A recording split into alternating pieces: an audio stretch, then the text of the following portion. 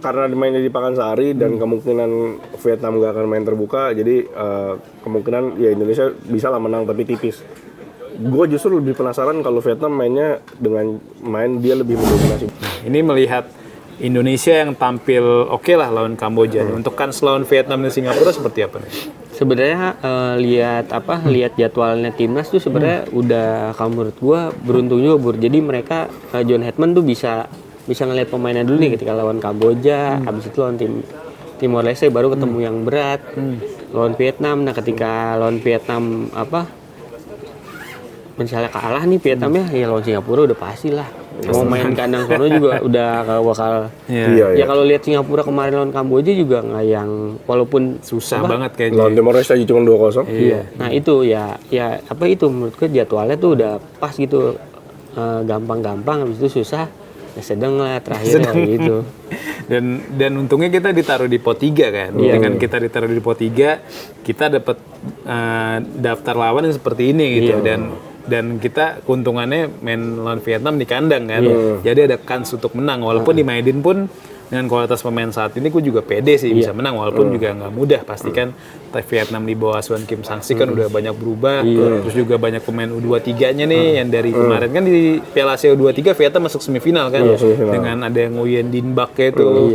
Nguyen Din Bak yang kemarin Timor Leste kalau nggak salah hat-trick kan. Sama dia sama Mitchell Baker. Sama Mitchell Baker hat-trick kan. Jadi Vietnam bisa jadi batu sandungan bagi Indonesia walaupun kalau kita lihat dari materi pemain Indonesia lebih unggul sih. Terbukti kan di transfer market atau di harga pasar pemain kita paling mahal kan. Lebih Vietnam, Thailand, Malaysia. Gimana Pak kansnya? Kans lawan Vietnam karena mainnya di Pakansari dan kemungkinan Vietnam gak akan main terbuka, jadi kemungkinan ya Indonesia bisa lah menang tapi tipis. Gue justru lebih penasaran kalau Vietnam mainnya dengan main dia lebih mendominasi bola karena dari 4 lawan di Indonesia termasuk Kamboja itu nggak ada yang bisa menekan Indonesia gitu. Jadi posisinya kalah mulu sih. Indonesia selalu menang ball possession, selalu megang bola, dan gue pengen lihat tim ini tuh kalau lawan tim yang megang bola lebih bagus itu kayak gimana gitu. Karena selama ini kita belum pernah uji yang kayak gitu kan, jadi nggak tahu juga. Tadinya gue berharapnya ketemu Vietnam di kandang Vietnam biar Indonesia tuh ketekan gitu. Ternyata ketemunya di Bogor ya mau nggak mau ya harus menang lah. Kalau mainnya di Vietnam, nah itu bisa itu tuh ujian mental juga kan, kita jarang main tandang juga kan. Sekali tandang ke Vietnam lagi gitu kan, jadi ujian banget tuh. Kita terakhir kali tandang tuh 2000 kalau FIFA Matchday 2019 lawan Yordania. Di luar itu memang beberapa kali main tandang tapi di AFF kan. Sama Vietnam kita kalah 1-0 tahun 2024. Terus lawan Filipina juga kalah 1-0. Tapi kan pelatih udah beda, pemain udah beda waktu itu kan. Yang ngelatih Sintayong dan juga timnas pakai pemain U23 waktu itu kan, dan ujung-ujungnya kita kalah di fase grup. Dan tahun ini bisa jadi momentum kita untuk jadi juara. Ini selain dari grup A juga ada dari grup B, kita tahu persaingan grup B juga kayaknya mengerucut ke 2 negara sih kayaknya. Dan mungkin ada satu negara yang bisa menyeruak, Filipina mungkin, karena Filipina baru main hari ini ya. Kita tahu kan di match day pertama Thailand menang 5-0 lawan Laos dengan perpaduan pemain muda dan pemain tua nih. Thailand kan kita tahu biasa Thailand identik pemain tua ya, karena biasa masih manggil Terasil Dangda, Chanatip Songkrasin, tapi untuk KFF tahun ini pemain-pemain seniornya ini nggak dibawa. Kalian menyisakan kayak Sarah Yoyen tuh yang usia 34 tahun. Terus juga kayak Teratun juga nggak dibawa kayaknya kan. Teratun nggak dibawa kan. Dan hasilnya mereka bisa menang 5-0 lawan Laos. Sedangkan di laga lain Malaysia bisa menang 2-1 lawan Myanmar tanpa pemain-pemain JDT kan. Kayak Arif Aiman, Chor Ling On kan. Terus Matthew Davis. Pemain-pemain ini kan lagi uji coba di Spanyol kan, JDT, karena kita tahu targetnya di musim depan pastinya nggak cuma juara Malaysia tapi juga bisa bersaing di ACL Elite. Ini uji coba JDT keren-keren lawannya, Corinthians, terus LC apa siapa gitu, pokoknya tim-tim top lah yang dilawan JDT, makanya pemain JDT ini nggak dibawa ke Piala AFF tahun ini kan. Nah, untuk persaingan di grup B seperti apakah memang ya udah jatah Thailand dan Malaysia untuk lolos ke semifinal gitu. Kalau gue malah prediksi yang bakalan lolos Thailand dan Filipina sih Bur. Karena ya Malaysia itu ya muda-muda dan kayaknya nggak target buat di Piala AFF sekarang sih. Jadi ya Filipina kayak berpeluang besar untuk jadi runner up-nya Thailand. Iya. Dan Malaysia, tapi keunggulan Malaysia tuh di sosok pelatih kalau gue lihat. Tan Cheng Ho ini kan dulu di 2018 pernah bawa Malaysia lolos ke final kan, walaupun akhirnya kalah sama Vietnam Asuhan Park Hang-seo.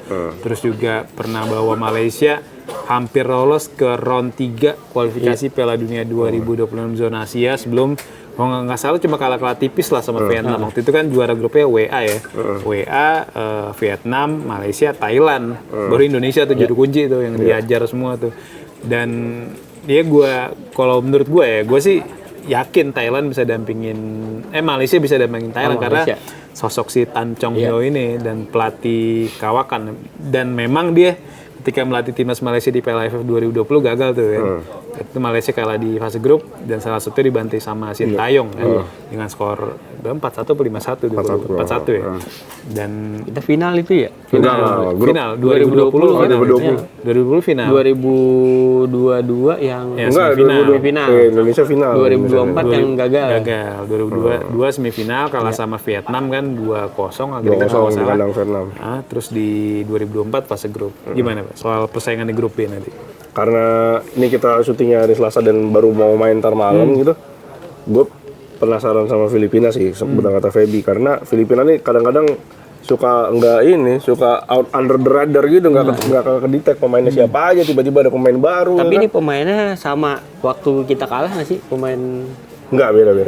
Waktu kita kalah 1-0 sebenarnya nggak beda jauh karena Filipina dia sebenarnya kayak Indonesia aja, dia full tim tuh kalau FIFA Matchday kan, karena banyak pemain dari luar dan keuntungan itu Filipina punya dwi keluarga negaraan dan ujung-ujungnya kan dia biasa ngambil dari Spanyol, Jerman. Ini kalau nggak salah ya, Spanyol kan nganut dwi keluarga negaraan, Jerman juga.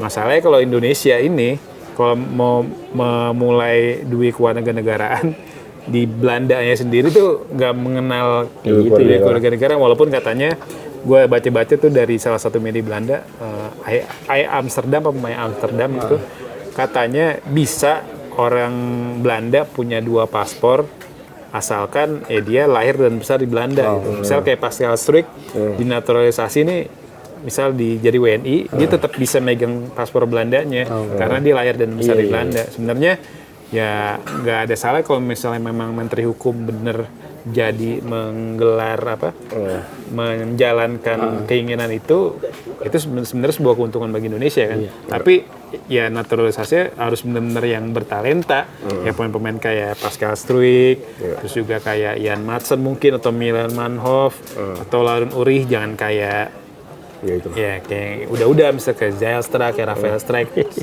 Sayang aja lu naturalisasi udah ngeluarin banyak uang kan untuk proses penyuratan dan lain-lain, tapi kurang memberikan kontribusi untuk tim nasional Indonesia. Iya, ya itulah. Pokoknya kalau gue pengen lihat Filipina ini sejauh apa, tapi karena baru main ntar dan Malaysia di bawah Tan Cheng Ho tuh pernah medali emas SEA Games 2011 kan di sini.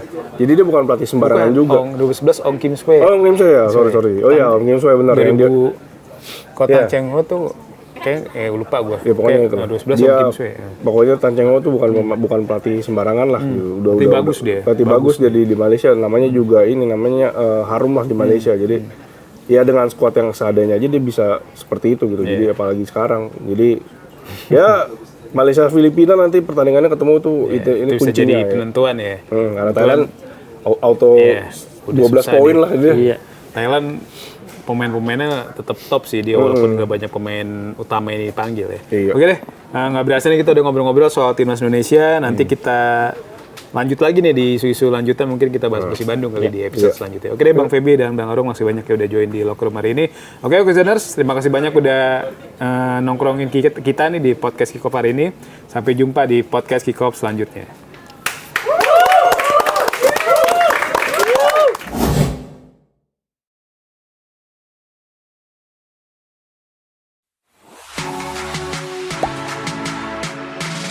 Gak sempet baca? Dengerin aja, klik icon text to speech di okezone.com.